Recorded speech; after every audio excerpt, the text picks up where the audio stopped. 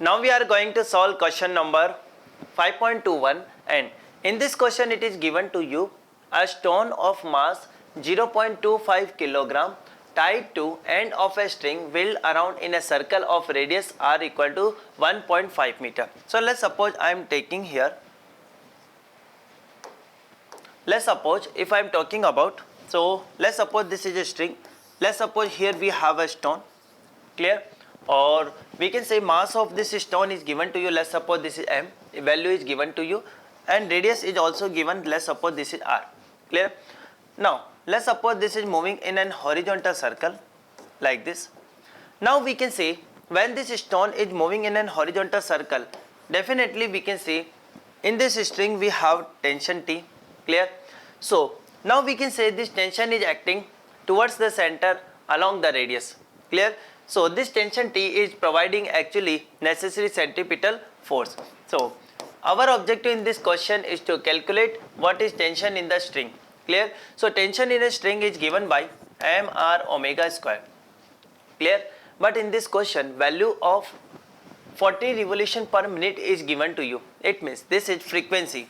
So I can say frequency is 40 revolution per minute. It means I can also write like this, 40 revolution per second, clear. And if I divide with 60, clear. So 2 by 3 revolution per second, clear. So this is value of frequency, clear to everyone? Yes. Now we can write here omega. Omega is given by, this is 2 pi f, clear. So I can say this is 2 pi, and frequency value we can say this is 2 by 3 revolution per second, clear. From here we can say this is 4 pi by 3 and this is radian per second, clear. Now I can put here values in this formula and easily calculate value of tension that is acting. Yes. So now we can say T. Mass of this stone is given 0.25 multiply r value 1.5 into 4 pi by 3 and this is whole square, clear.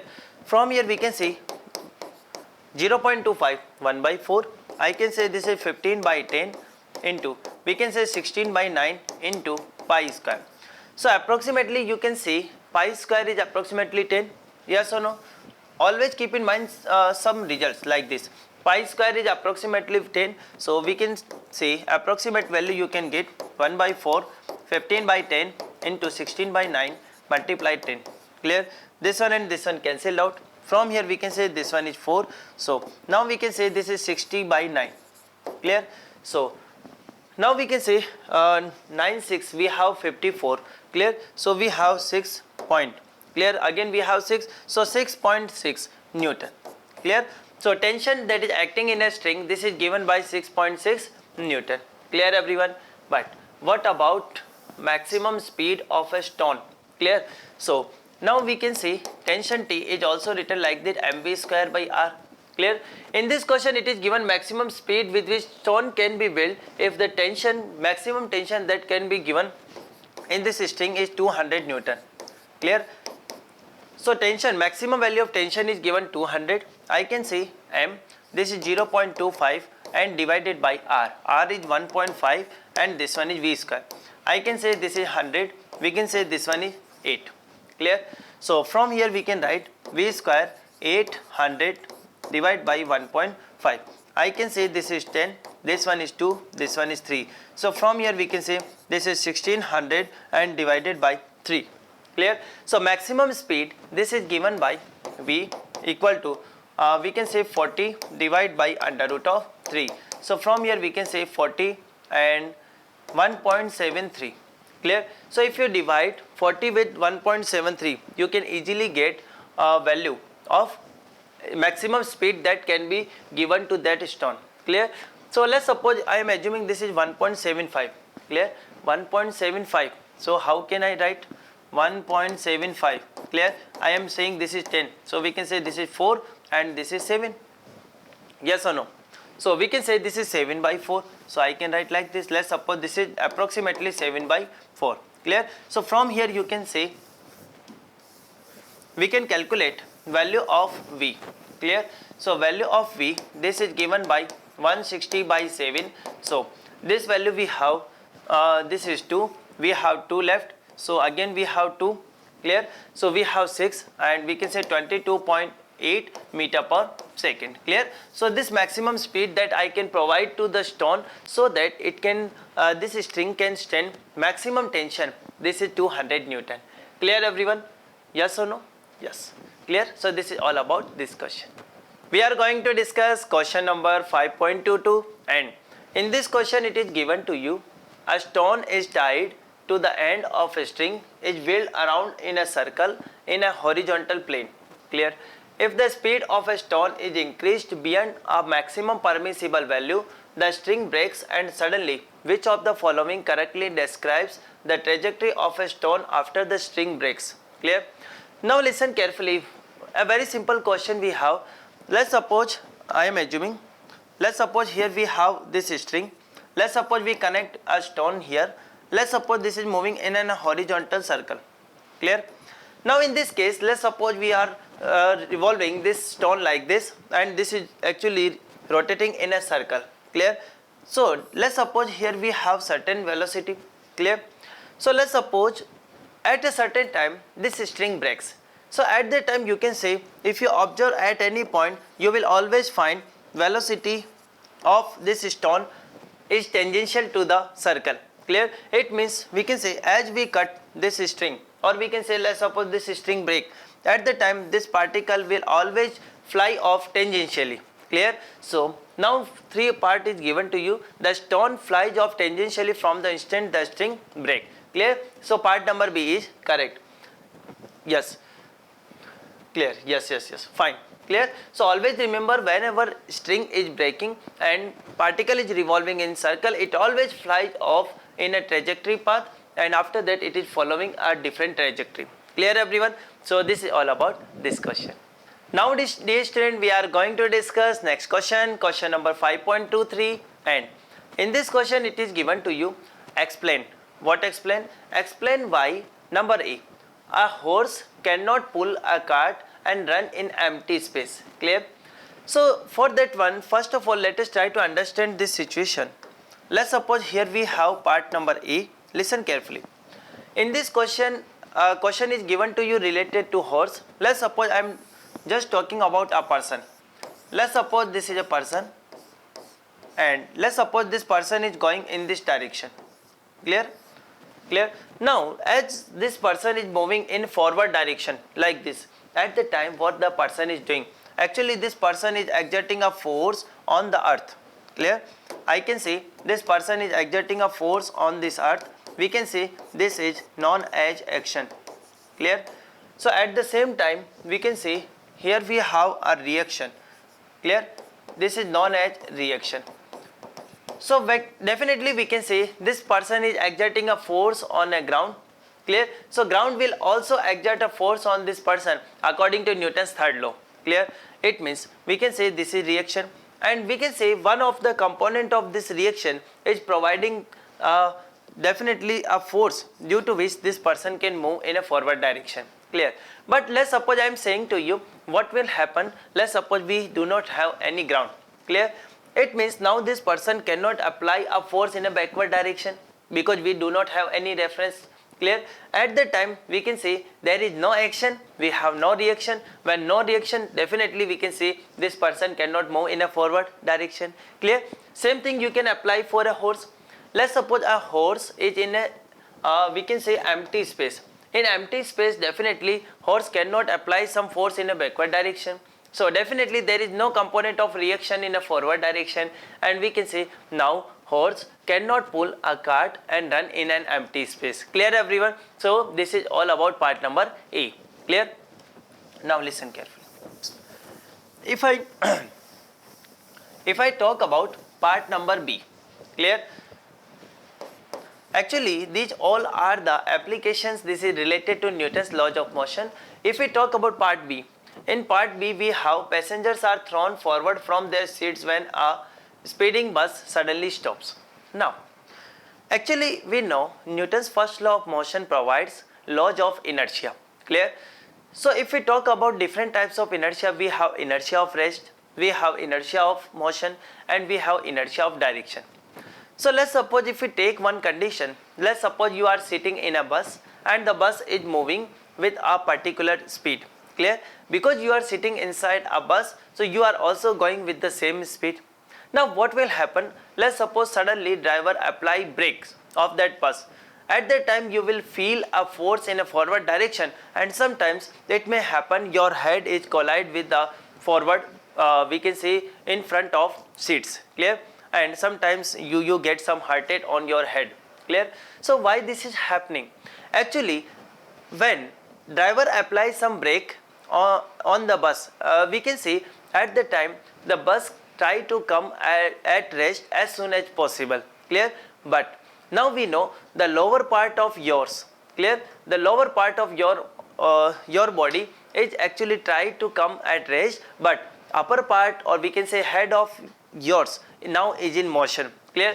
At that time we can see that this part will move in a forward direction, while this lower portion of a person, this remain in a backward direction. Clear? So this is the reason we can see that a passenger always feel a force in a forward direction. Clear? Actually we have one more case. Let's suppose bus is at rest. Clear? And what will happen? Let's suppose driver suddenly accelerate a bus. You will feel a force in a backward direction. Why this is happening? Because when bus is at rest, at the time your whole body is at rest. Clear? When you are applying when the driver is accelerating, at the time your lower portion come into acceleration, but your upper part, it means we can say your head is at rest that time. Clear? It means we can say lower part move in a forward direction and the head remain at a particular state. Clear? And you can feel that you are experiencing a force in a backward direction. Clear? So actually this is an example of inertia of rest. Clear? But in this question, the part number B is an example of inertia of a motion. So I think you get the clarity of a concept related to part number B. Clear? So now we are going to discuss part number C. Clear? Listen carefully. Now, if I am talking about part number C, I can see it is easier to pull a lawn mower than to push it. Clear? A very simple part we have. Let's suppose this is a lawn mower. I am just taking, let's suppose this is a lawn mower, and now let's suppose I am exerting a force in this direction. So we can say this is actually pushing. Clear? At the time you can take here two components. Let's suppose one component, let's suppose this is making an angle theta. So we can say this is f sin theta, this one is f cos of theta. Clear? This f cos theta is actually moving this lawn roller in a forward direction, and let's suppose we can say this is a rough surface. So a friction force is always acting in an opposite direction. This is equal to mu times of n. Clear? Now can we calculate here normal reaction? Yes, definitely. We can say here mg force is acting as well as normal reaction is also acting.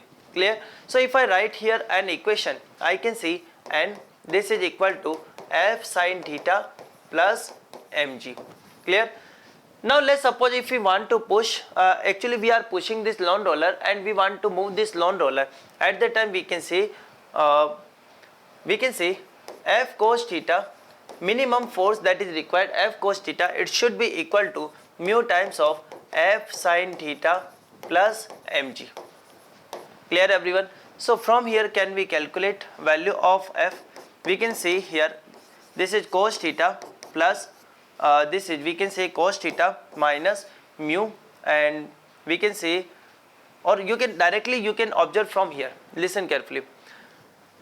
Our objective in this question is to calculate, actually we have to find value of force. Clear? Because we have to calculate easier to pull or push. Clear? So what we are doing, actually we are pushing this time. So at that time you can see here we have normal value, this is f sin theta plus mg, and friction force value is this one. Clear? So let's suppose this is equation number 1. Clear? You can also say like this. Let's suppose if I am taking here f common, this is cos theta minus mu sin theta, and this should be equal to mu times of mg. Clear? So now we can see f force that is required, I can say mu mg divided by cos theta minus mu sin of theta. Clear? Let's suppose I am taking, this is equation number 2. Clear? Now what will happen? This is a case of pushing. Clear? Now let's suppose if I concentrate on a case that is pulling. Clear? So in a pulling case I can say let's suppose this is a ground. Clear? And let's suppose here we have this roller. Now let's suppose force is exerted in this direction. This is F. Clear? Let's suppose I am saying this angle is theta. At the time I can say this is F cos of theta, and we can say this value we have F of sine of theta. Clear? Now we can say here an mg force is acting and a normal reaction is acting in an upward direction. So we can say this is normal, capital N. Clear? So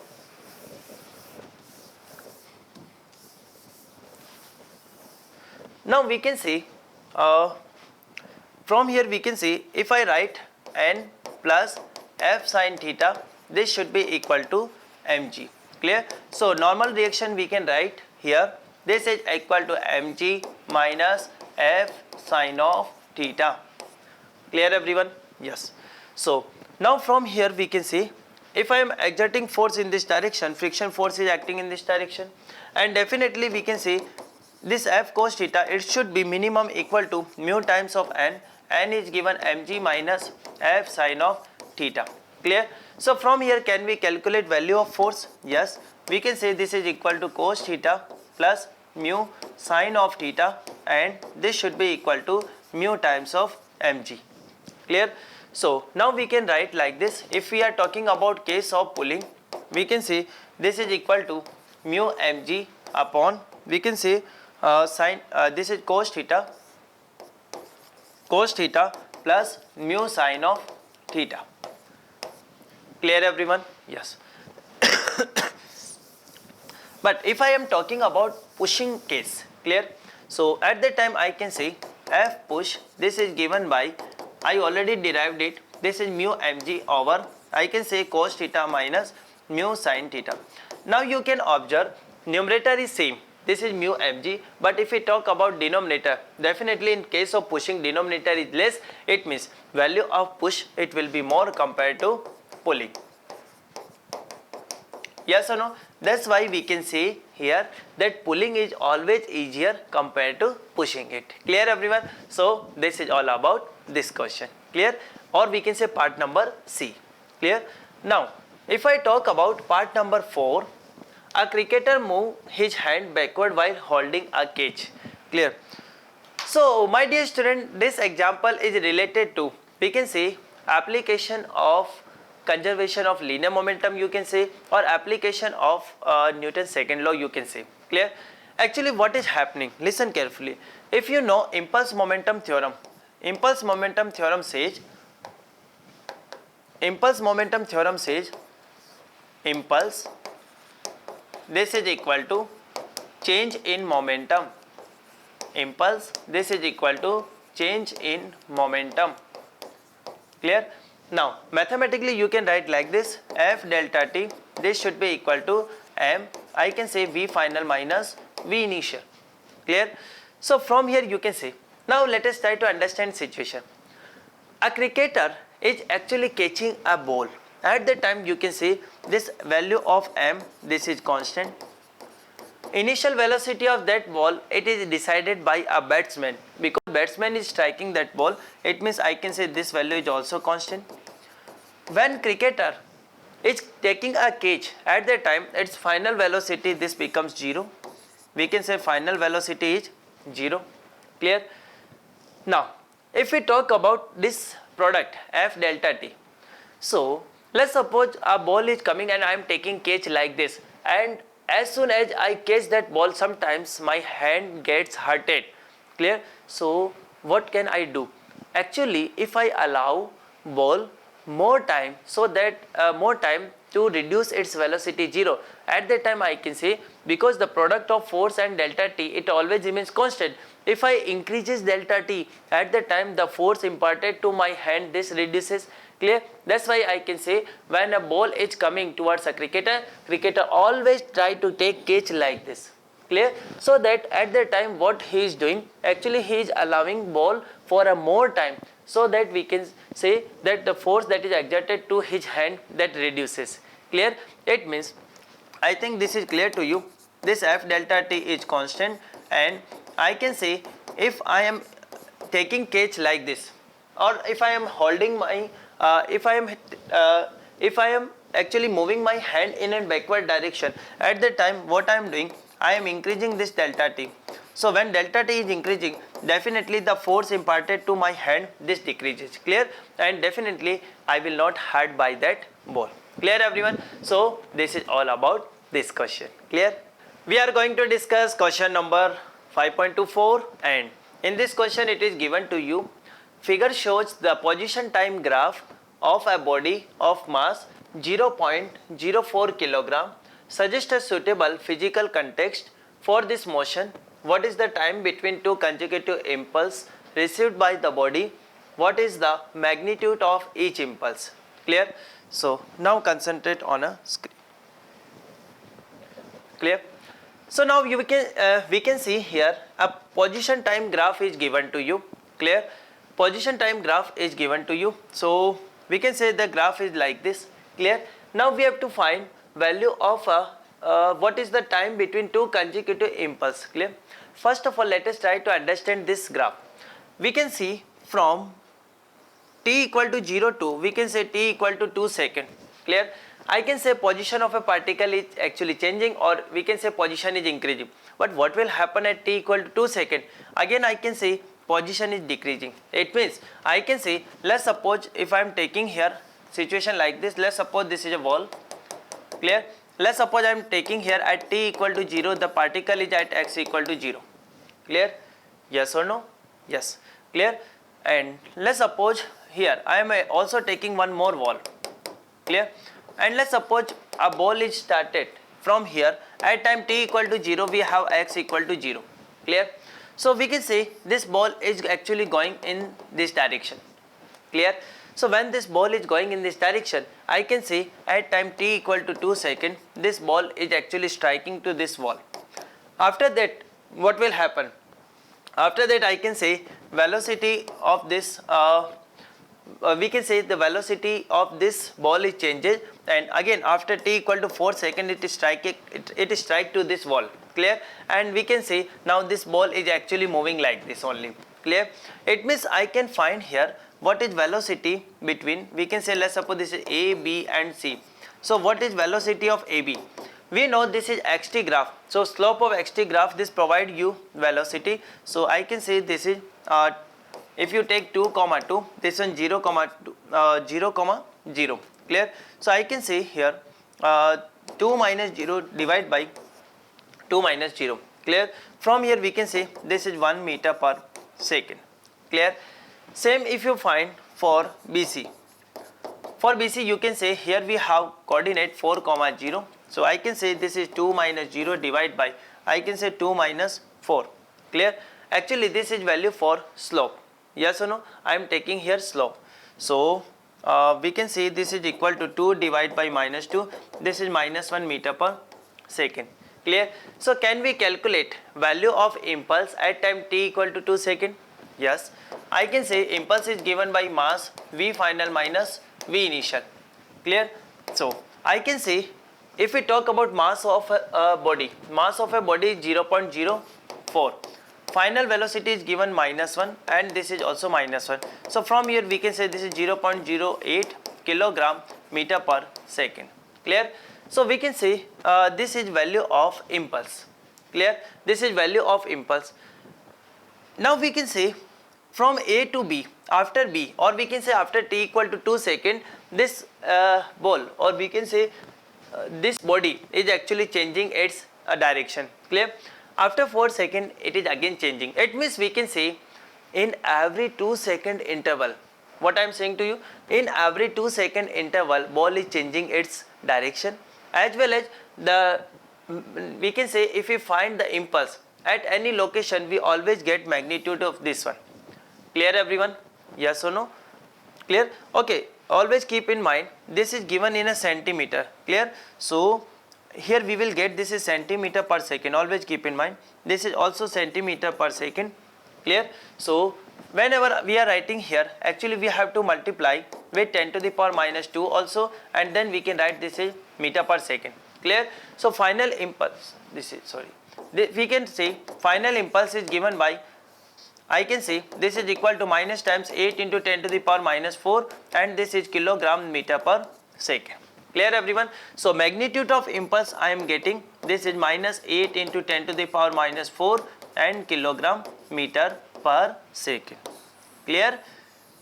Clear everyone? So if we just talk about magnitude we have 8 into 10 to the power minus 4. Clear? So what is, I think you got all the answers. Number one, physical context. Actually this ball, we can say this ball is having motion between these two walls. Clear? The time duration between these two consecutive impulse, total time is 2 seconds. Clear? And what is the magnitude of each impulse? Magnitude of each impulse is given by 8 into 10 to the power minus 4 kilogram meter per second. Clear everyone? So this is all about this question.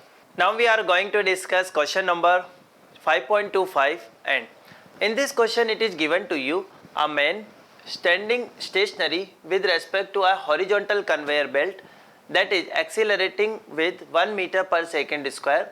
What is net force on the man? Clear? So first our objective here is to calculate force on the man. Fine. If coefficient of static friction between man's shoes and a belt is 0.2, up to what acceleration of a belt man continue to be stationary relative to belt? Now, my dear student, first let us try to understand this given problem. Let's suppose this person is standing on this conveyor belt and it is given this person is stationary with respect to this conveyor belt. It means actually we are talking about non-inertial frame. Non-inertial frame means what? We are talking about acceleration of this person with respect to this belt. Clear? But if I talk about acceleration of this man with respect to ground, I can say definitely this person is having same acceleration as the conveyor belt. Clear? Or you can say, sir, if we observe from a ground, if belt is moving with acceleration that is 1 meter per second square, I also observe this person is also going with same acceleration. Clear? But let's suppose if I place yourself on this conveyor belt, at the time you can say you will feel that this person is stationary with respect to you. Clear? So now we can say, we can write here one important term, that acceleration of man, this should be equal to acceleration of conveyor belt. Conveyor belt. Clear to everyone? Yes. Now we can say from here you can say acceleration of man with respect to ground we have 1 meter per second square. Clear to everyone? Now what is net force on a man? If we are taking observation from a ground, I can say net force acting on a man, this is given by mass into acceleration. Okay. What is mass of a man? Mass of a man is 65. I can say it is multiplied with 1. So this is equal to 65 Newton. Clear everyone? But always remember this net force is with respect to ground. Clear? But if we are observing from this conveyor belt, we can say net force acting is 0. Clear? Yes. Now let's suppose in this question it is given if coefficient of static friction between man's shoe and belt is 0.2. Okay. What acceleration of a belt man continue to be stationary? So let's suppose if we see, because belt is going in this direction, friction force is acting in an opposite direction, I can write like this, this is equal to mu times of m, this is mu times of mg. Clear? So value of mu, this is given to you. Oh, okay, we can write like this, this is equal to mg. Clear? Now our objective here in this question is to calculate that maximum acceleration of a belt that we can provide so that this man remains stationary with respect to belt. Clear? So let's suppose I am saying net force is acting on that person is ma dash. Clear? And let's suppose this is equal to limiting friction, I can say this is equal to mu times of mg. I can say m and m, this is cancelled out. So from here we can say a dash, this is given by mu times of g. Okay. Value of mu, this is equal to 0.2. I am taking here, let's suppose this is 9.8 meter per second square. Clear? So I can say acceleration a dash, this is given by 1.96 meter per second square. Clear everyone? value of A dash, this is given by 1.96 meter per second square. Clear everyone? So we can say this is value of acceleration of a belt. This is maximum value of acceleration that we can provide to this belt. Clear? If you talk about given situation, in given situation acceleration is given to you 1 meter per second square. But if you increase acceleration up to this one, you can observe that this person remains stationary with respect to this belt. Clear everyone? So this is all about this question. Now dear student, we are going to discuss question number 5.26, and in this question it is given to you a stone of mass m tied to the end of a string revolve in a vertical circle of radius capital R. Clear? Net force at the lowest and highest point of a circle we have to find. Clear? Now listen carefully. Let's suppose I am taking here this as an example. Let's suppose at this time we have a stone of mass m, it at lowest position. Actually we are having a motion in a vertical circle like this. Clear? So at the lowest position it is given T1 is the tension. So tension will act in this direction T1. Clear? I can see here V1. So V1 is the velocity at the lowest position. Clear? Our objective here is to calculate net force acting. Clear? And we can say here force is acting, this is mg. Clear? Now if we talk about net force acting I can say F net, this is acting on lowest position. I can say this is equal to mg minus T1. Clear? So this is the force, and we can say this is equal to, I can say mv1 square by capital R. Clear? So our objective in this question is to calculate net force. So net we can see net centripetal force is provided like this. Clear? Or you can say if you see from non-inertial frame, it means let's suppose you are observing from stone perspective or from the reference of a stone, you can see centrifugal force will always act in an outward direction. Clear? So you can say, you can also write like this, mg plus m v1 square by r, this should be equal to T1. Clear? But our objective in this question is to calculate net force. So net force I can say this is mg minus T1. Clear? Yes or no? Mg minus T1. Clear?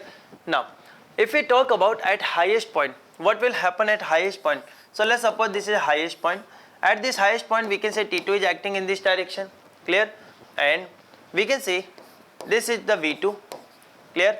So mg is also acting in this direction. So net force that is acting towards center along radius, we can say this is equal to mg plus T2.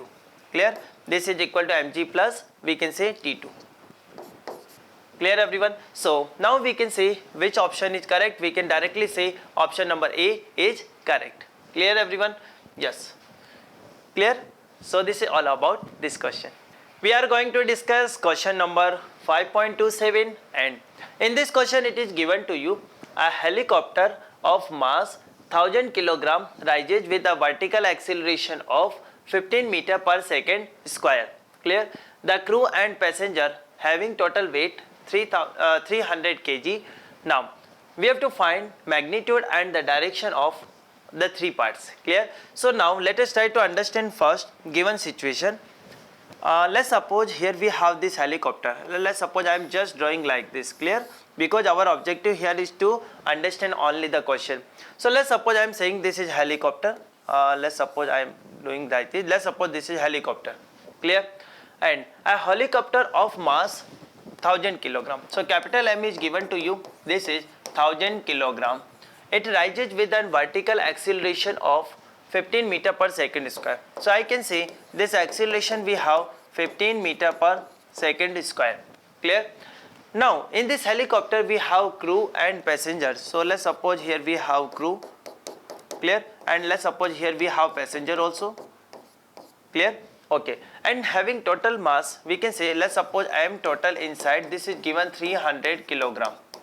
Clear? Clear? Now we have to find number one, force on the floor by crew and passenger.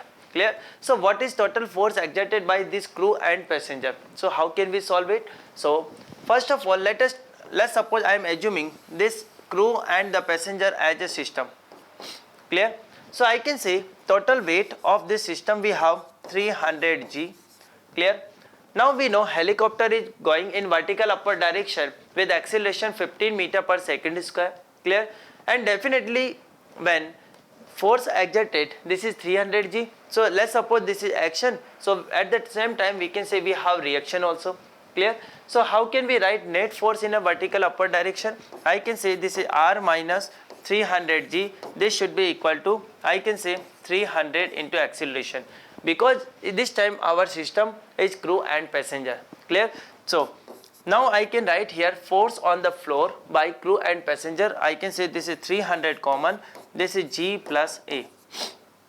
Value of g is not given to you, so let's suppose I am taking here, this is 10, so 300 and this is 10 plus 15, clear? We can say this is becomes 25, so 25 multiply 300, I can say 75, and this is Newton, clear? So we can say this is a force exerted by crew and passenger on a floor, clear everyone? Now in second part it is given action of a rotor of the helicopter on surrounding air. Now listen carefully.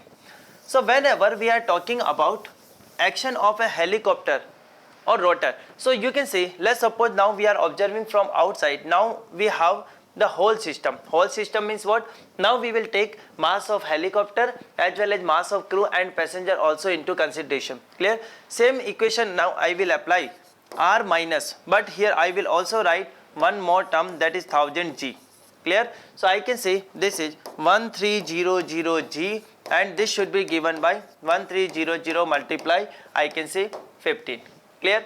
So from here you can say r, this is given by, I can take 1300 common, this is g plus 15, clear? Value of g I am taking, this is 10, so 10 plus 15, this is 25, so 1300 multiply 25, so we can say this is 0, 0. So we can say, so if you multiply 25 with 3, you can say this is 75, we have 7, so this is 3, 2, clear? So we can say this is value of reaction, or we can say this is action of a rotor on helicopter on the surrounding air. This is given by 32500 Newton, clear? So now we can say this rotor is exerting this much amount of force on the surrounding air. At the same time, what is happening? Surrounding air is also exerting same force on a rotor, clear? Because every action has an opposite reaction. So if we talk about part C, force on helicopter due to surrounding air, this is also given by 32500 Newton, clear? If you are assuming this as action, we can say this is reaction, clear everyone? If we are assuming this as action, this is reaction, clear to everyone? So this is all about this question. Now we are going to solve question number 5.28, and in this question it is given to you a stream of water flowing horizontally with a speed of 15 meter per second, and it gushes out of a tube of cross-sectional area 10 to the power minus 2 meter square, clear?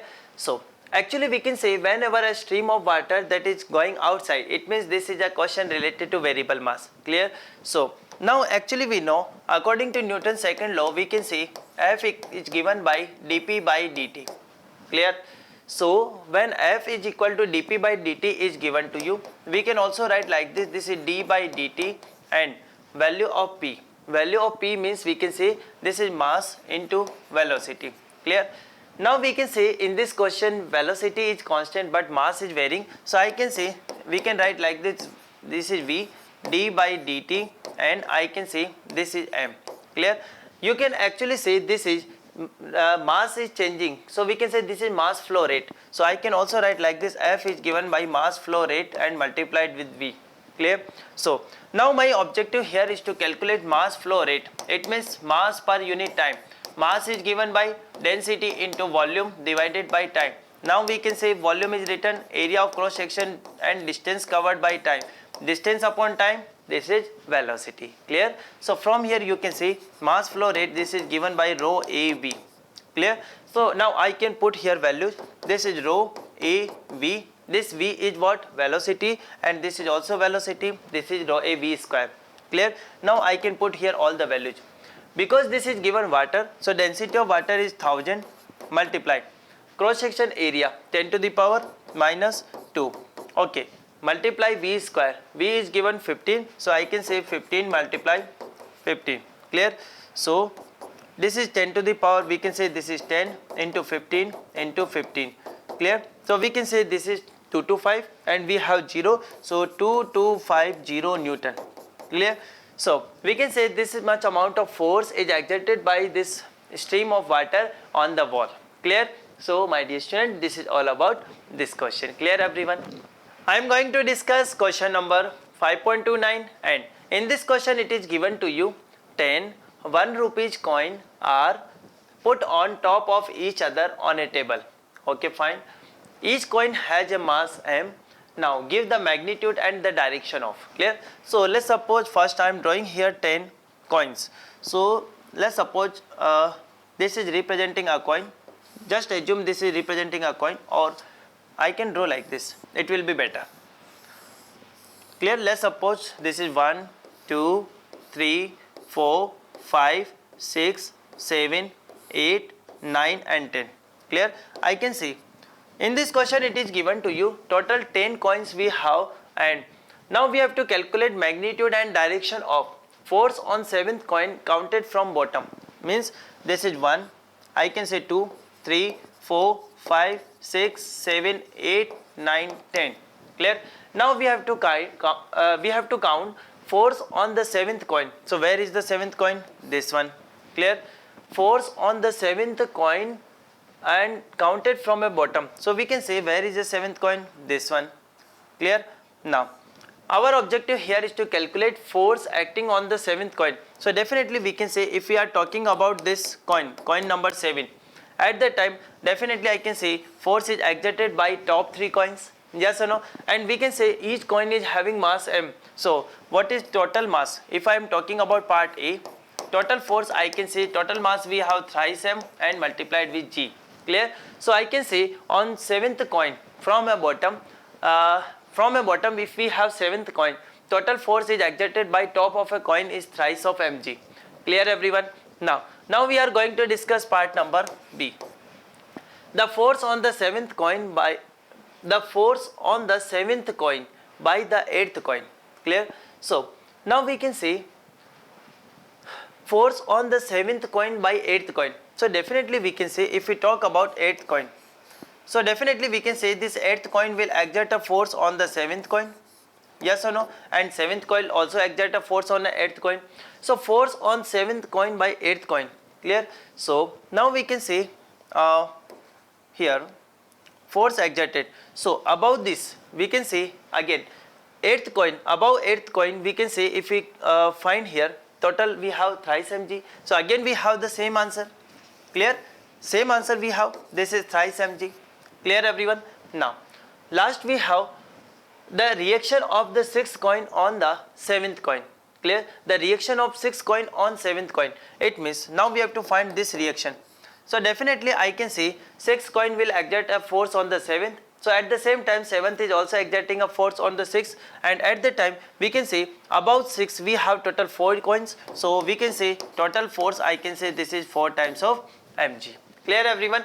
So like this we can solve this question. Clear? So this is all about this question. Now we are going to discuss question number 5.30, and in this question it is given an aircraft execute a horizontal loop at a speed of 720 km per hour. It means first can we convert this v into meter per second? 720 km per hour, we can say if we multiply it with 5 by 18, we can say this is 40. So this is, we can say 200 meter per second. Clear? This is 200 meter per second. So an aircraft execute a horizontal loop at a speed of 720 km per hour, or we can say this is 200 meter per second with its wing bent at 15 degree. So I can say tan theta is given by, this is v square by rg. Clear? So now can we calculate value of radius? Yes, I can say r is given by v square by g tan theta. Now theta is given to you 15 degree, so we can write like this, tan 15, this is equal to tan, I can say we can also write like this is 60 minus 45. Clear? I can say this can be written like this, tan 60 minus this is 1045 divided by, clear, 1 plus, I can see 1045 and this is 1060, clear. So this is equal to under root 3 minus 1 upon 1 plus this is under root of 3, clear. So now we can see under root 3 we have 1.73 minus 1 and this is 2.73, clear. So from here you can say this is equal to 0.73 upon 2.73, clear. Approximately you will find this value, this is 0.26, clear. So now we can put here all the values. V is given 200 into 200 and divided by, let's suppose this is 10 and multiply 0.26. From here you can say this one and this one cancel out, clear. And if you solve it, clear, if you solve it you will find here value of R. Value of R, this is 15.24 into 10 to the power 3 meter, clear. So this is value of radius of this loop is given by. Now you can say, sir, this much amount of width. Yes beta, because this is a we can say aircraft, clear, or definitely aircraft is taking a turn in a large radius, clear to everyone. So this is all about this question, clear. Now we are going to discuss question number 5.31, and in this question it is given to you a train runs along an unbanked circular track of radius 30 meter at a speed of 54 km per hour, clear. So now let us try to understand. Speed of a train is given to you 54 km per hour. So I can write like this, this is 54 multiply 5 by 18, clear. So I can say this is equal to 15 meter per second, clear. This is the speed of a train, clear. Now it is also given a train runs along an unbanked circular track of radius 30 meter. So let's suppose here we have this unbanked circular track.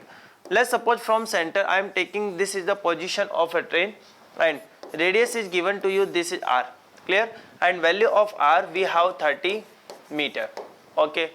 Mass of a train is given to you 10 to the power 6 kg, clear. So we can say mass of a train, this is given to you 10 to the power 6 kilogram, clear.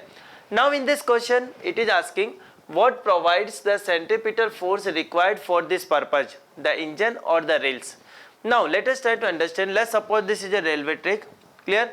We can say when the train is actually moving in a circular path, at that time the outer rail of that path, we can say the outer rail of that part, it provides the necessary centripetal force, yes or no. So I can say here definitely centripetal force that is provided by the rails, clear everyone.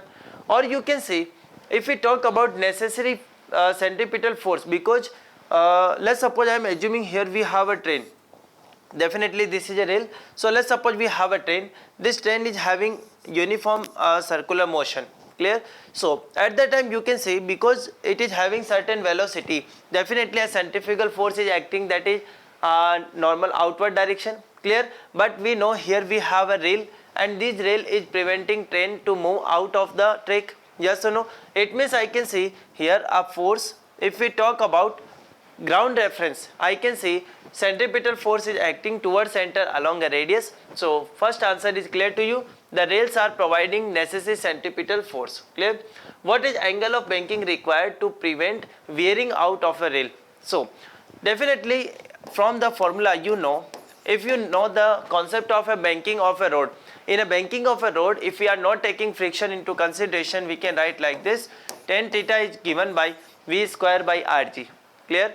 So from here we can see our objective in this question is to calculate angle. So value of V it is given, this is 15 meter per second. So we can say this is 15 square divided by radius. Radius is given to you, this is 30 meter and it is multiplied with, I can say this is 10, clear. So this is 10, clear. From here we can say, we can write like this, 15 multiply 15 divided by 30 multiply 10, clear to everyone. So now we can say this one is 2, clear. We can say this is 3 and this one is 2, clear. So from here I can write like this, tan theta, this is given by 3 by 4, clear. So Now if you know a right angle triangle, we can say, let's suppose this angle is theta, we can say this is 3, this one is 4. Clear? So tan theta equal to 3 by 4. I can say this is equal to tan of 37. Clear? So from here we can say the angle of banking that is given by 37 degree. Clear? So correct answer we have theta equal to 37 degree. Clear to everyone? So this is all about this question. Now we are going to discuss question number 5.32, and this is again a very good question, and in this question it is given to you a block of mass 25 kg is raised by a 50 kg man in two different ways. Clear? So concentrate. Let's suppose here we have a person. I am taking mass of a person, that is capital M. So capital M is given to you 50 kg, and we can say mass of a block is given to you, this is 25 kg. Small m equal to 25 kg. Okay, fine. Clear? Now in this question it is given that a person can raise this block by the two ways, number A and number B. Clear? What is the action on the floor by man in two different cases if the floor yields to a normal force of 700 Newton? It means if we are applying more than 700 Newton force on this floor, definitely this floor collapse. Clear? So now we have to find which mode should the man should adopt to lift the block without floor yielding. Clear? So it means what is ultimate objective of this question? Ultimate objective of this question is to calculate net force, or we can say reaction force, that is exerted by all the system on a floor. Clear? So how can we calculate? Concentrate here. Let's suppose if I concentrate on a part number A, listen very carefully. I can say here in part number A, force is acting 25 G. Clear everyone? Now let's suppose I am saying here we have tension T. If we talk about from this point, we have tension T in a downward direction. Definitely because this is a person, I can say 50 G force is also acting in a downward direction, and definitely when force is acting on a floor, definitely according to Newton's third law, floor will also exert a force in an upward direction. Yes, so I can say this is given by a normal reaction N, or you can say this is reaction force. Clear? So from here we can write like this: reaction, this is given by tension T plus I can say this is 50 G. Clear? Now we can see this T is equal to 25 G. Yes or no? So at this time I can say 25 G plus 50 G. This should be equal to 75 G. Clear? Now let's suppose I am taking value of G 9.8. Then I can say this is 98 divided by 10. Yes or no? We can write like this. I can say this is 2. We have this is 5. This is 15. Yes or no? Yes. From here we can say this one is 49. Clear? So how can we multiply 15 with 49? I can write like this. This is 50 minus 1. So this is equal to 750 minus 15. So from here we can say reaction force that I am getting 735 Newton. Clear everyone? So reaction force I am getting 735 Newton. Clear? So now in this question it is given to you the floor yields to a normal force of 700 Newton, and actually this floor is exerting a reaction force, this is equal to 735 Newton. It means we are also exerting same force on this floor, and definitely if we consider this force, definitely I can say this floor will collapse. Clear everyone? It means I will not adopt process number, or we can say I will not adopt this process number A. Clear everyone? Now let us try to understand that if I accept mode number B, then what will happen. Clear? So now concentrate. We can say from here you can say our objective in this question is to calculate reaction force exerted by a floor on this person. Clear? So first let us try to analyze that in mode number B what are the different forces acting on the system. So I can write like this. This is 25 G. Yes or no? And we can say here a tension T is acting. Here if I talk about tension T is also here, tension T is also here. Clear? Because the person is holding this string at this point, I can say tension T in upward direction. Clear? Here we can say here total 50 G force is also acting in vertical downward direction. Clear? And we have a normal reaction, this is known as capital R. Clear? So from here we can say, I can write like this, R plus, I can say this is T and this should be equal to 50 G. Clear? Now we can say from here you can say T is equal to 25 G. So I can write like this, R this is given by 50 G minus 25 G. Clear? So value of R this is given by 25 G. Clear? So if I write here 25 multiply 9.8, I can also write like this, this is 98 by 10. Clear? So I can say this is 2, this is 5. Clear? I can say this is 49. So value of R this is given by 5 into 49. I can say this is 5 into 50 minus 1, and from here we can say this is 250 minus 5 and this one 245 Newton. Clear everyone? This is 245 Newton. Clear? So I can say total reaction force exerted by a floor on this person, this is 245 Newton. Now you can say because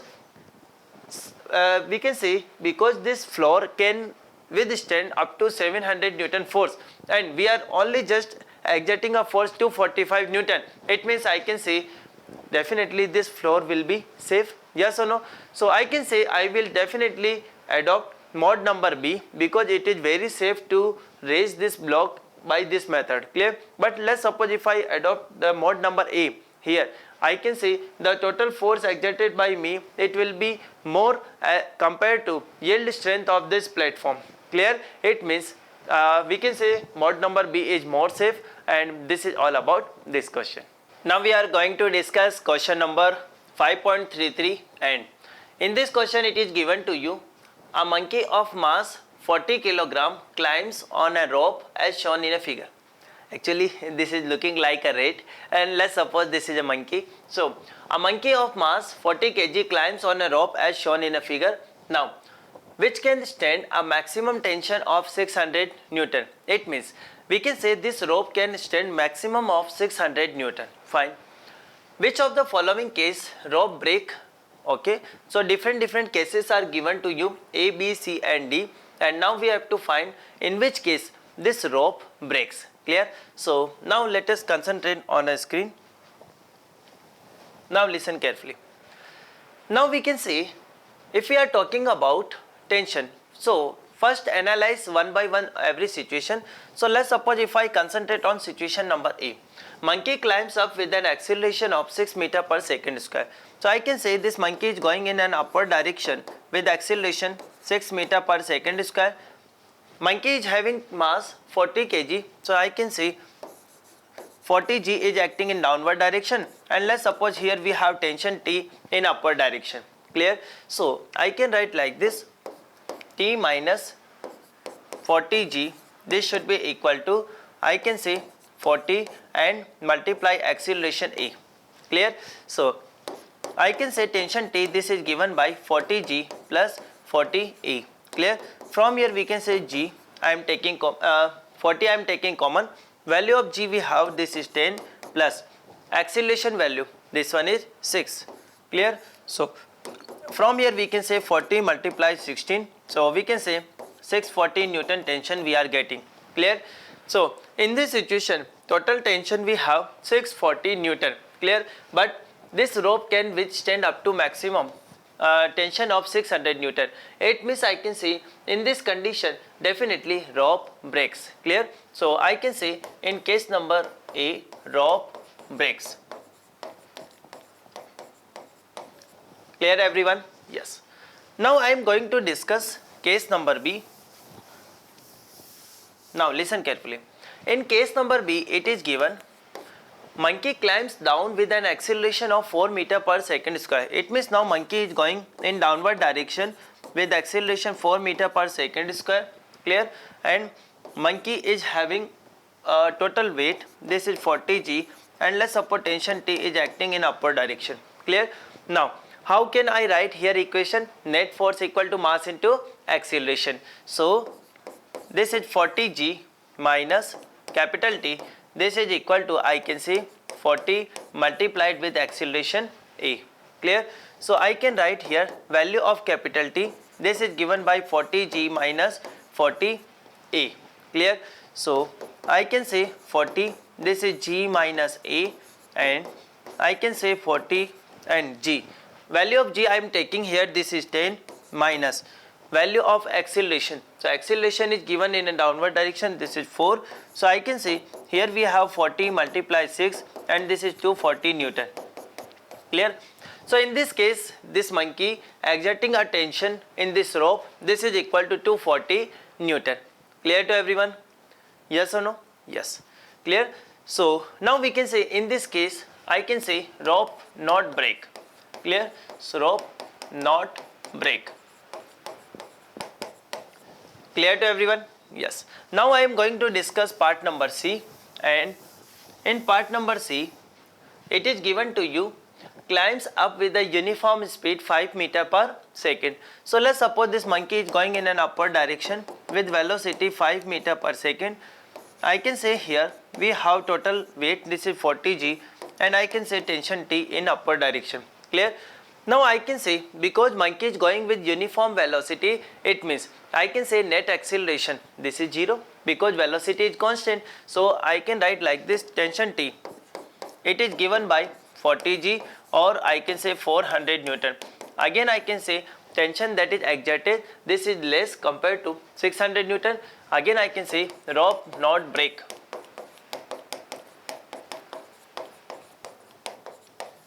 Clear everyone? So in this situation again I can say rope will not break. Clear? Now listen carefully. If I talk about part number D, so in part number D I can say this monkey falls down the rope nearly under gravity. Clear? It means I can say fall down, or we can say let's suppose fall down means acceleration in downward direction g meter per second square. Clear? Monkey is having here weight, this is 40g, and tension T is acting in upward direction like this. Clear? So can I write here net force equal to mass into acceleration? Yes. So net force in downward direction I have 40g minus T, this should be equal to 40, and acceleration in downward direction I have, this is small g. Clear?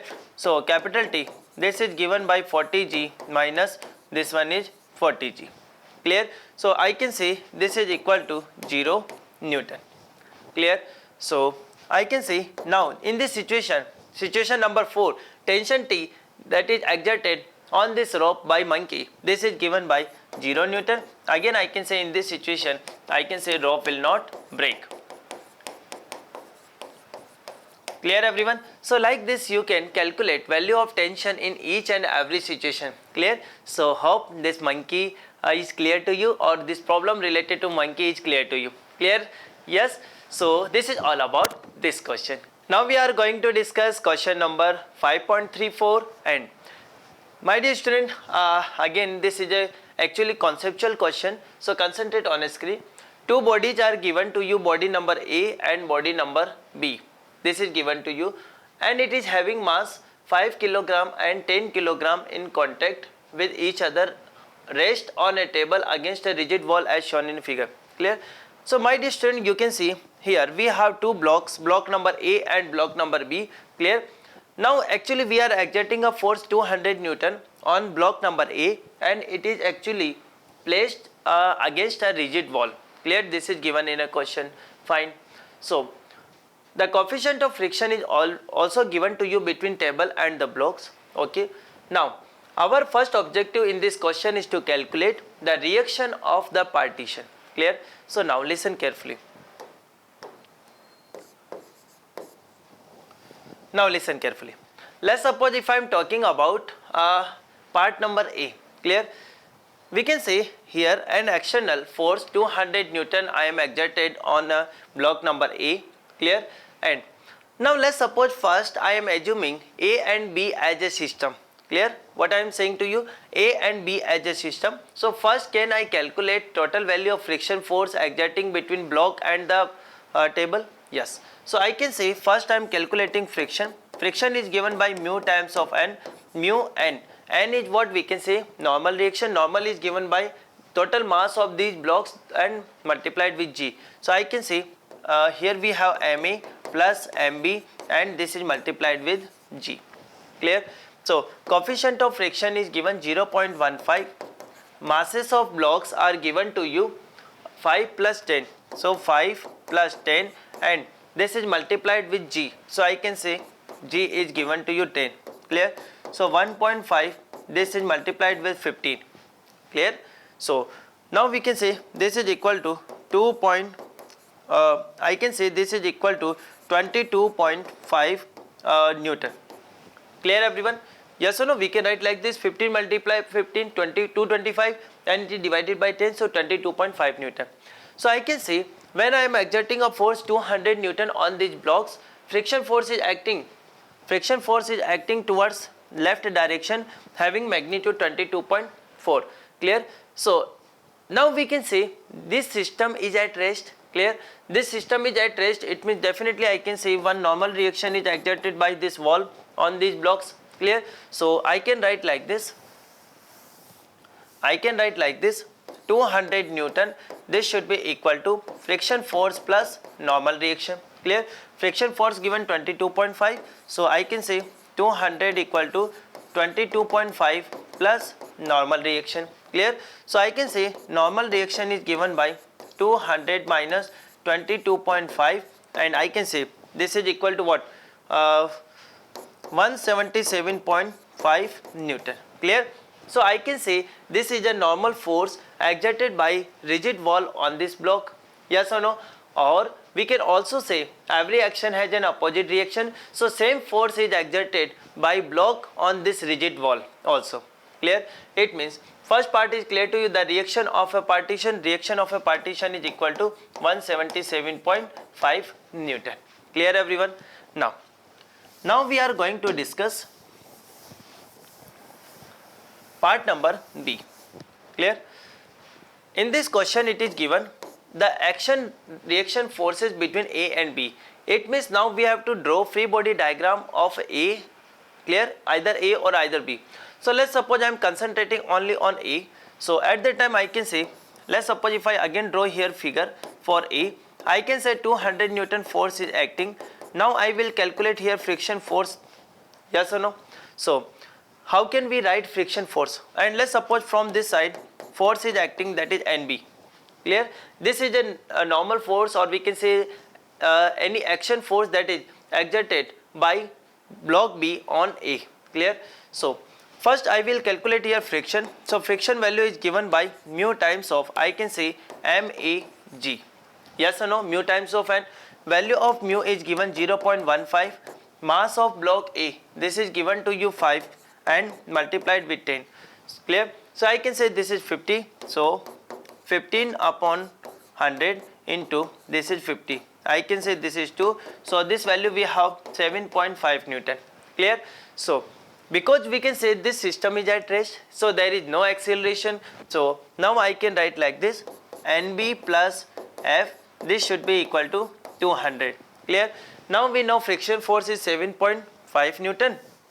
7.5 Newton. So we can see NB plus 7.5, this should be equal to 200. Clear everyone? So now we can write like this: NB, this is given by 200 minus 7.5, and from here we can see this is equal to 192.5 Newton. Clear? So I can say this is a force exerted by block on block number A. Clear? Same we can say same force is exerted by A on block B. Clear? So from here you can say if we talk about reaction force, this will be 192.5 Newton. Clear? Now next part is given to you: what will happen when we remove this partition wall. Clear? So if we remove the partition wall, clear, what will happen? Let us try to understand. Now we know actually we are applying some force 200 Newton, and let's suppose if we are taking A and B as a system, I can say we have already calculated friction, this is equal to 22.5 Newton. Clear? And let's suppose if we remove this partition wall, definitely we can say this system comes into motion. Clear? Or we can say some acceleration will act. Clear? So now we can write like this: let's suppose here we have block number A, and let's suppose here we have block number B. Force acting in the right direction 200 Newton. Friction force is acting, this is equal to 22.5 Newton. Clear? And let's suppose acceleration is acting in the right direction, this is A. Clear? So I can say, we can write like this, 200 minus this is equal to 22.5. This should be equal to total mass into combined acceleration AC. Clear? So I can say 200 minus 22, this is equal to 178, or we can say 177.5. This is equal to total mass. Total mass we have 5 plus 10, this is equal to 15, and acceleration is AC. Clear? So from here you can calculate acceleration of these blocks. This is given by 177.5 divided by 50. So we can say this is 1, we have 2 left, again we have 1. Clear? We have 12 left, and we can say almost 11.7 meter per second square. Clear everyone? Again you can say 15, we have 2 left, again we have 15, we have 12 left, and we have 8. So 11.8 approx we can say meter per second square. This is the acceleration of a system when we remove this partition wall. Clear to everyone? Done. Now if we talk about what will happen, this is clear to us. Yes, if we talk about what is the normal force, or we can say what is action reaction force, this is acting between block A and B when both are in a motion. Clear? So I can apply, I can draw here free body diagram of any block. Let's suppose if I am drawing for block number A, I can say this is 200 Newton. Clear? I can say acceleration is A. Clear? Friction force is acting, this is 7.5 Newton, we have already calculated. So now I can write like this, 200 minus 7.5, this should be equal to mass of this, we can say mass of this block, we can say that is 5. Clear? Actually our objective here is to calculate normal, so I can say, let's suppose this is NB also. Clear?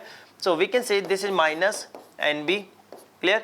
And it should be equal to, now we can say what is total mass of this block A, this is equal to 5, and acceleration we calculated just now, this is 11.8. Clear? So from here you can say this is 192.5. Clear? And I can say this is minus MB, and this should be equal to, we can say this is 0, we have 4, so this is 59. Clear? So from here I can say reaction force, or we can say force exerted by B on A, this is given by 192.5, and this is 59.0. Clear? So I can say value of NB,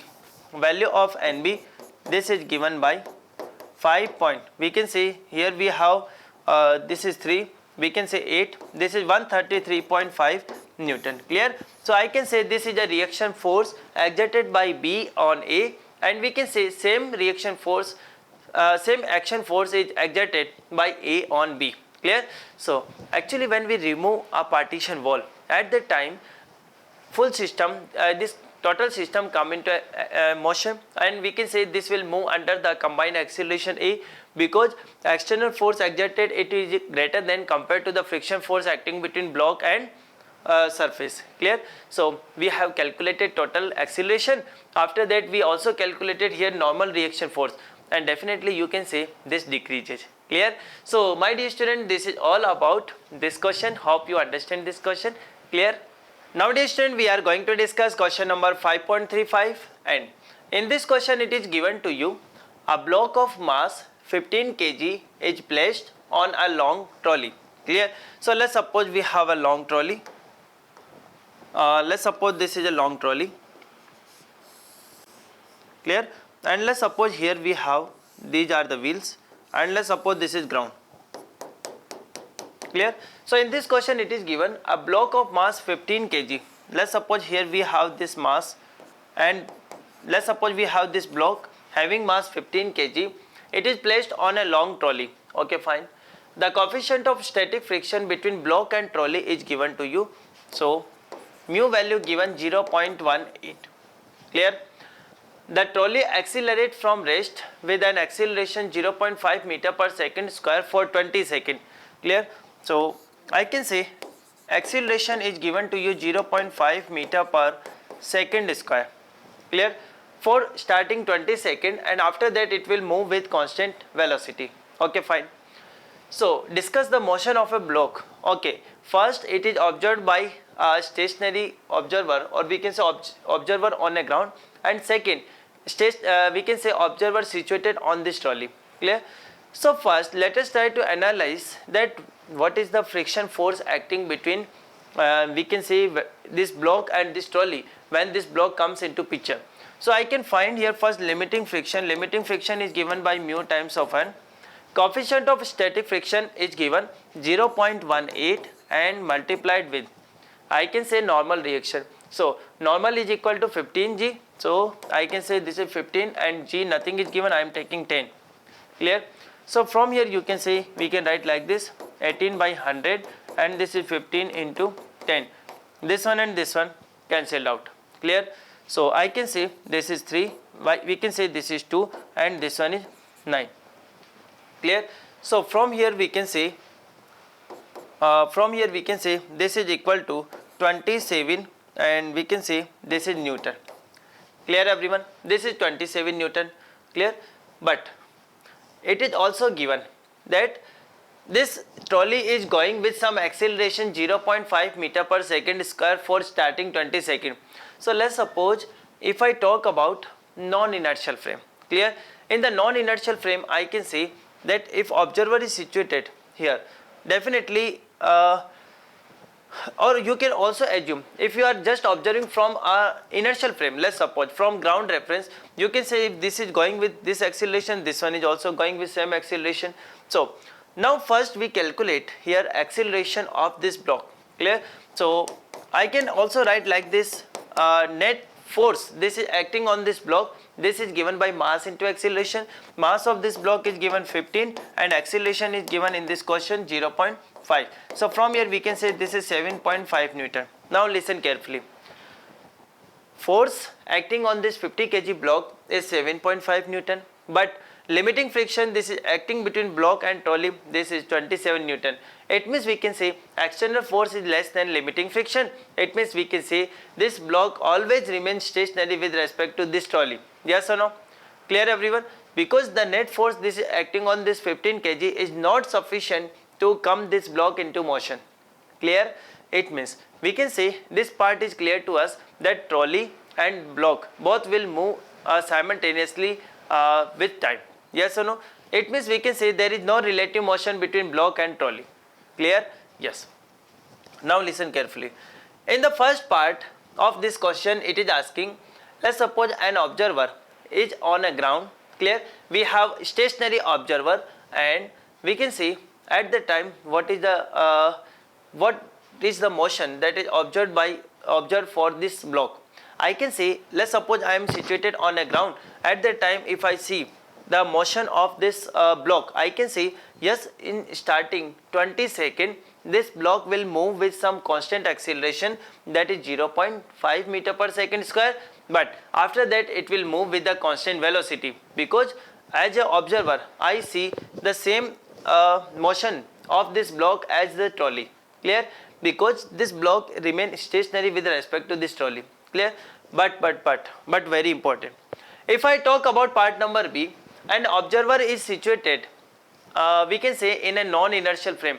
Non-inertial frame means what? Let's suppose if I place observer in this trolley, and let's suppose that observer is observing motion of this block. I can see at the time, because acceleration of this and acceleration of this block both are same, or you can say if you apply here concept of pseudo force, you can say that you will feel that this block is not moving. It means we can say net force acting on this 15 kg block, this one is 0, or we can say whenever this trolley is going with constant velocity, again you will find there is no motion of this block. Clear? So now I am going to conclude this question. Conclusion is very simple. If I am observing from ground, clear, at that time I will find the same acceleration of block as the trolley. Clear? And for the 20 seconds both will move with the same acceleration, after that both will move with a constant velocity. Clear? But if I talk about non-inertial frame, or if I if I am talking about observer that is situated on a trolley, so with that observer, I can say this block remain at rest with respect to this observer. Clear? And at that time you will always find this block is always at rest. Clear? So my dear student, this is all about this question. Clear? Now we are going to discuss question number 5.36, and again this is a question given to you. Listen carefully and try to understand this question. In this question it is given to you, the rear side of a truck is open. Clear? So we can say this is a truck and this is the rear side of this truck and this is open. Okay, fine. A box of 40 kilogram placed at a 5 meter away from an open end as shown in a figure. Clear?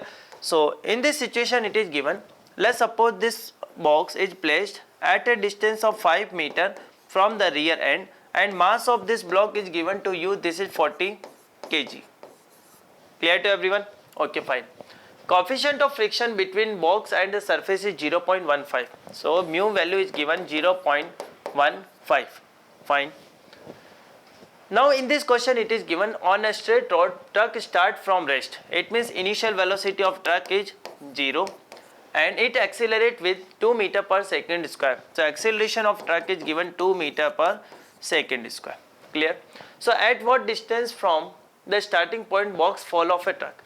Actually in this question the objective is to calculate the total distance covered by the truck before falling this box from this truck. Clear? So how can we calculate?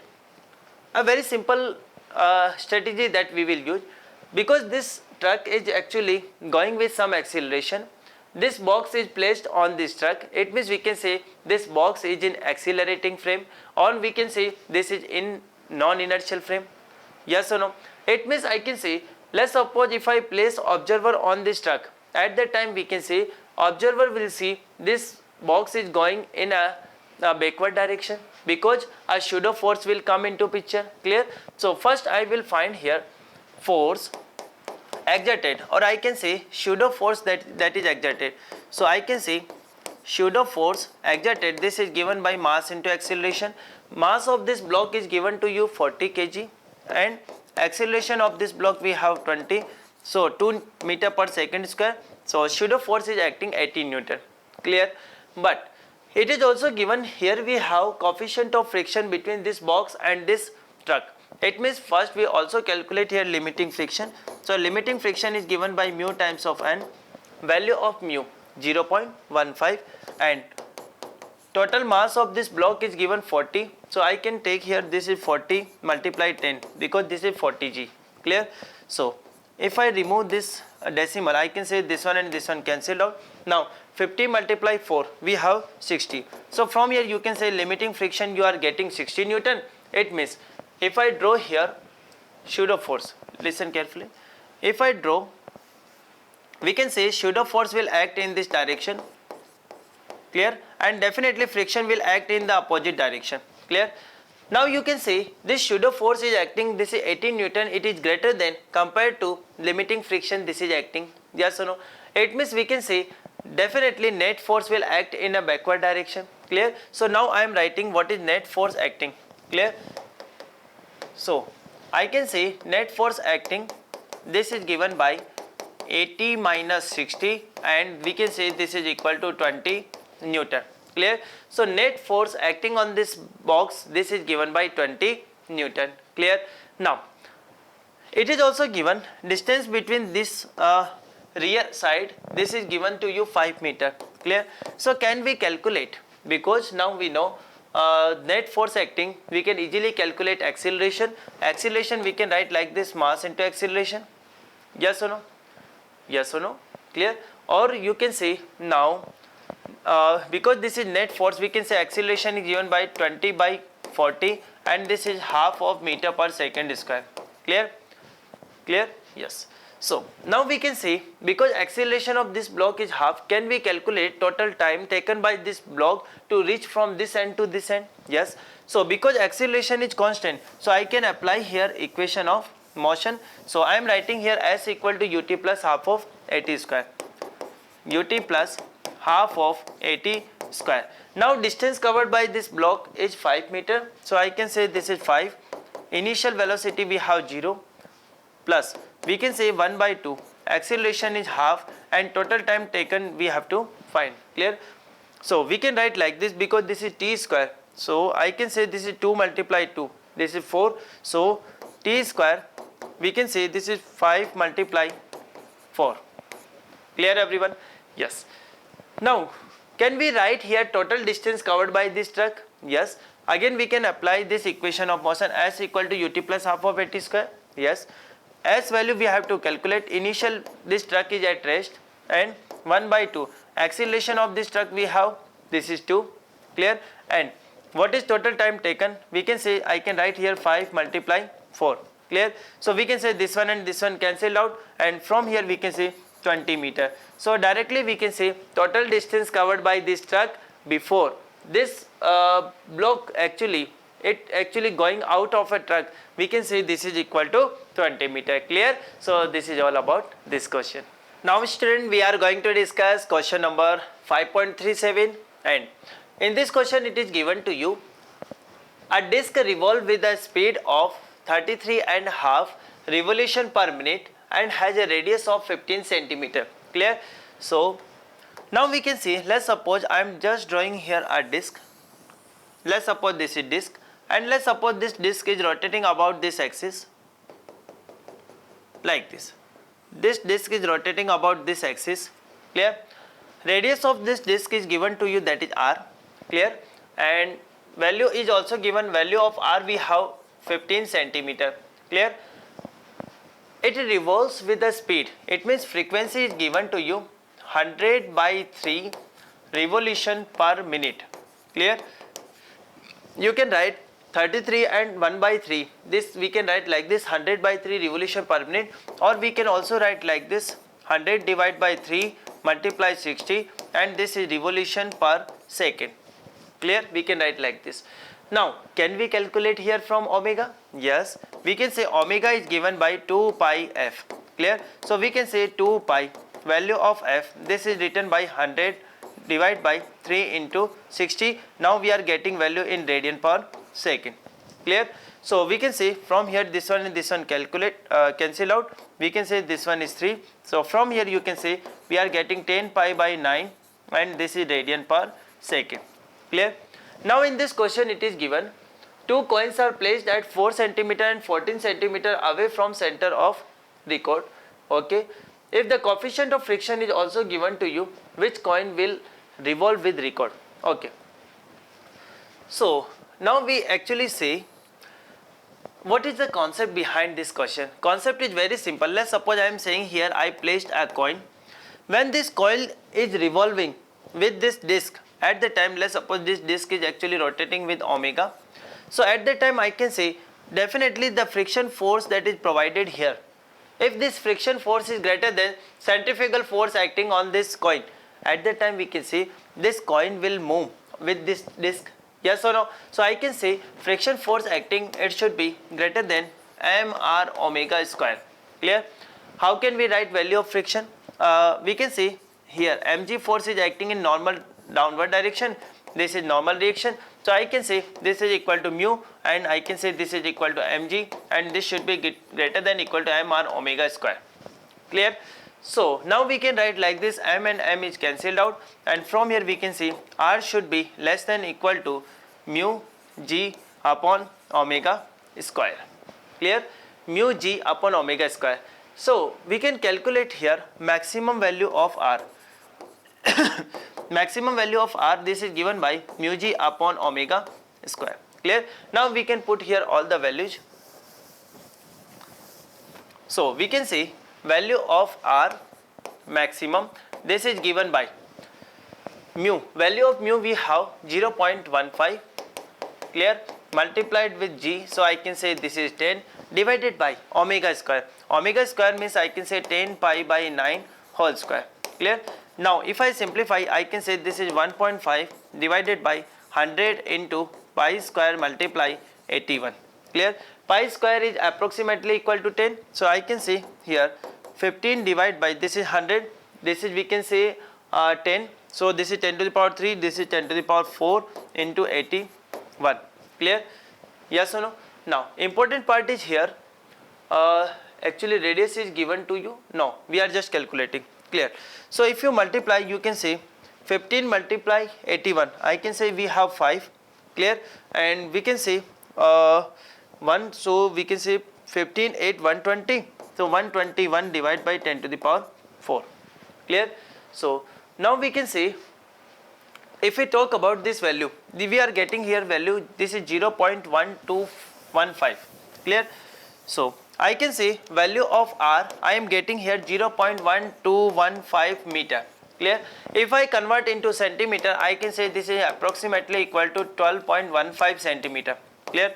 It means if I will get value of radius that is either equal to 12.15 centimeter or less than it, at that situation I can say that coin will revolve with the disc, yes or no. It means two situations are given to you, we are placing two coins at 4 centimeter and 14 centimeter.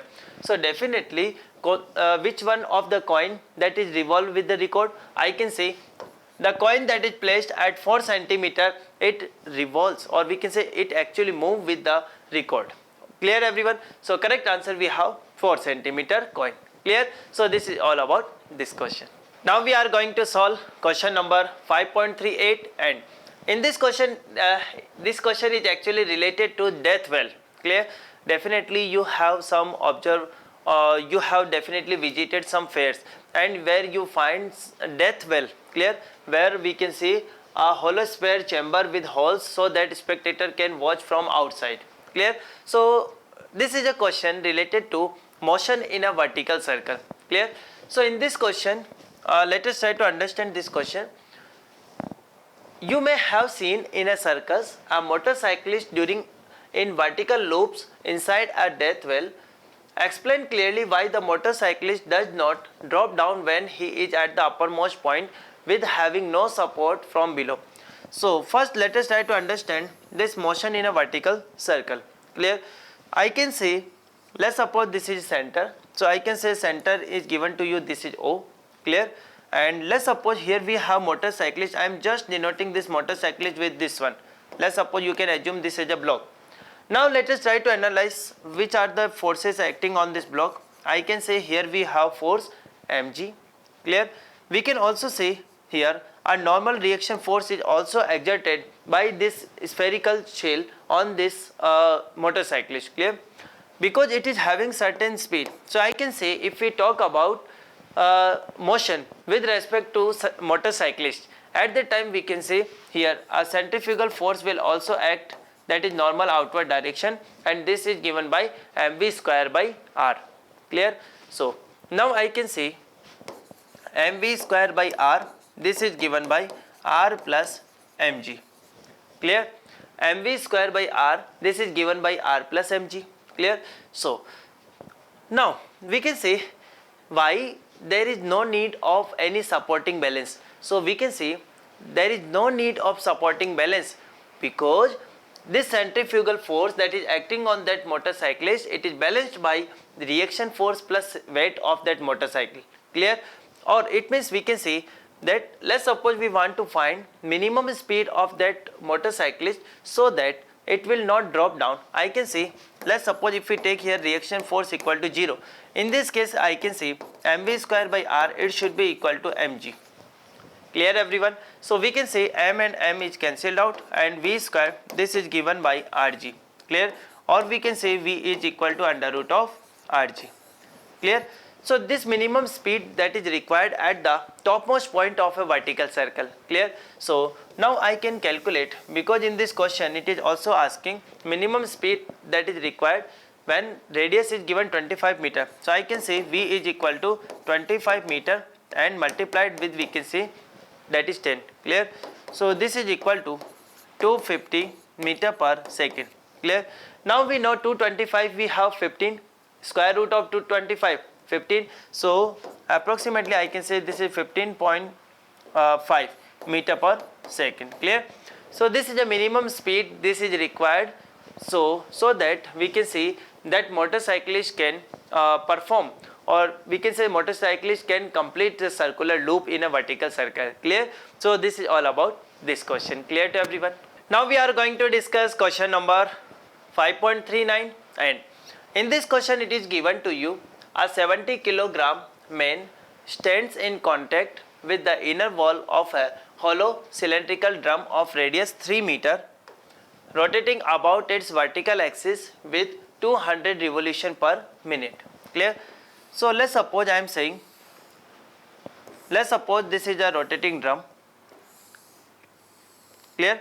And let's suppose I am saying this is axis. Clear? I am saying let's suppose this is axis.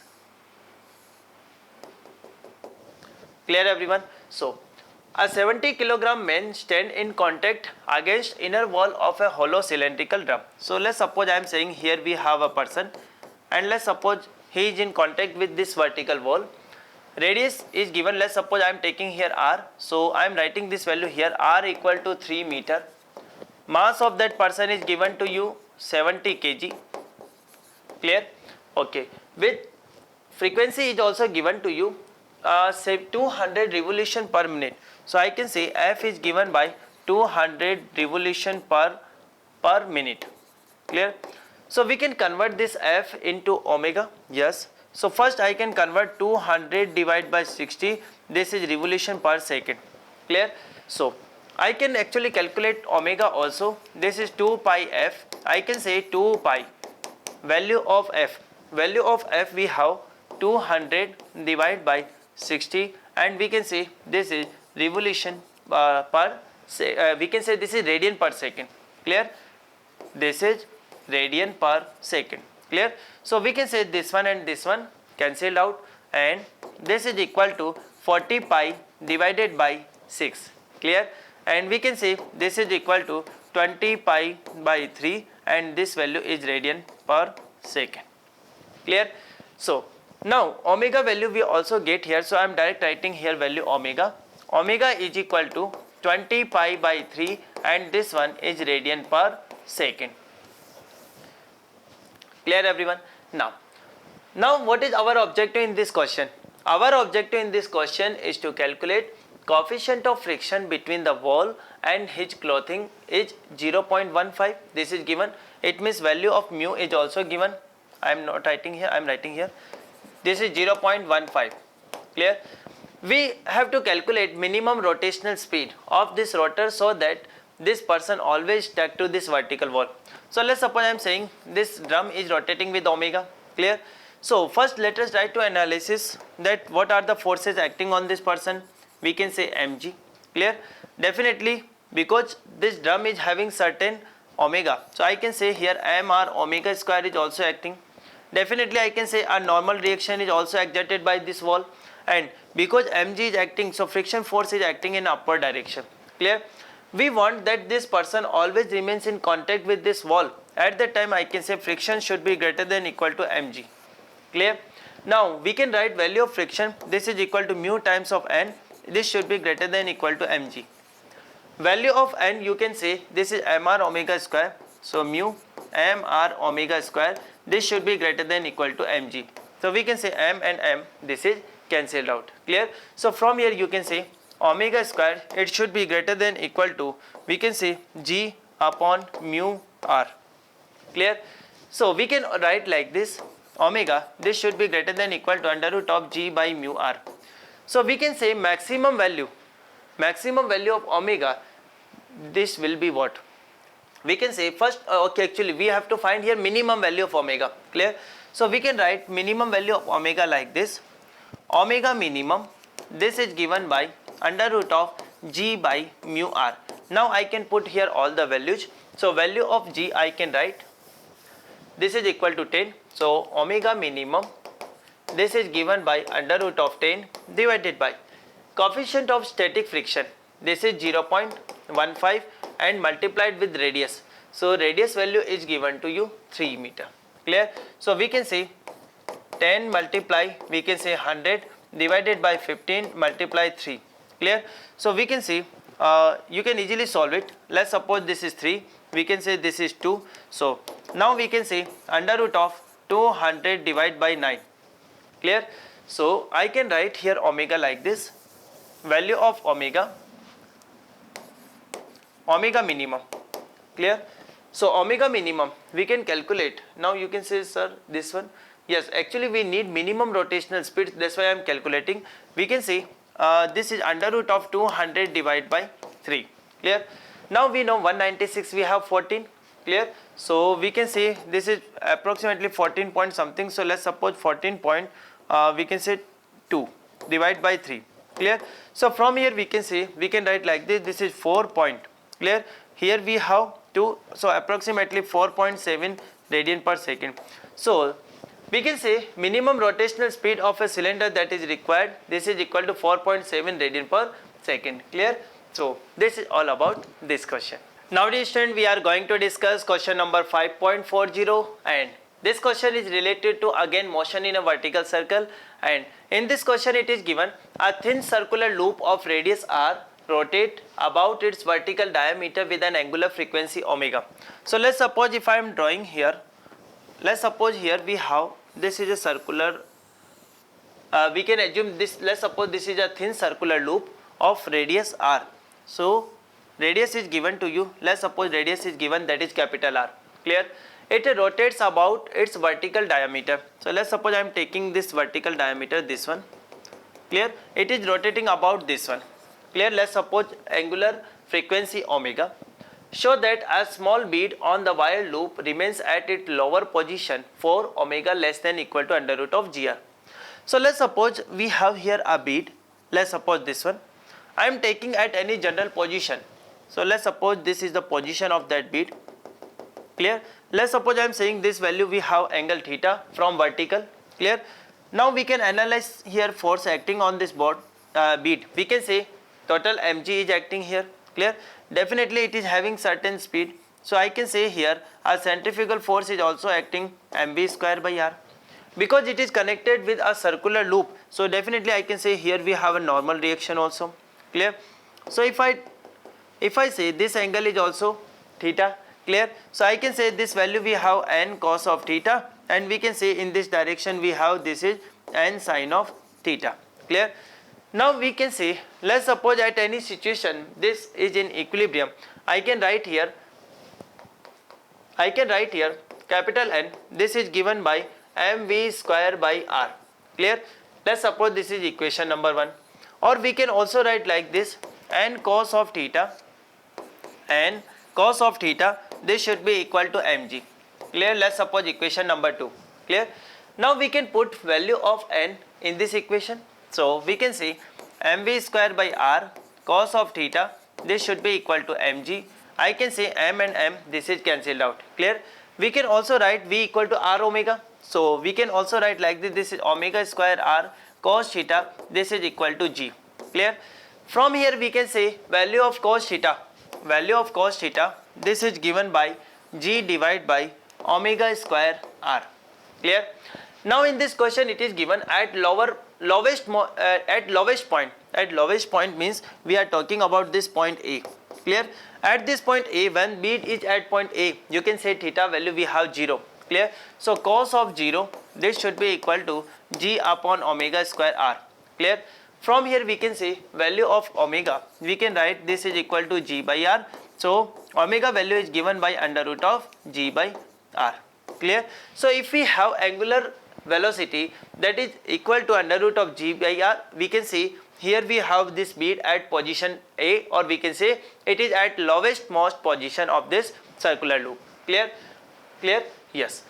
But let's suppose we have to find angle made by this bead, when angle made by radius vector when we have omega under root of 2g by r. Clear? So in this expression we can put value of omega. Clear? So we can write like this,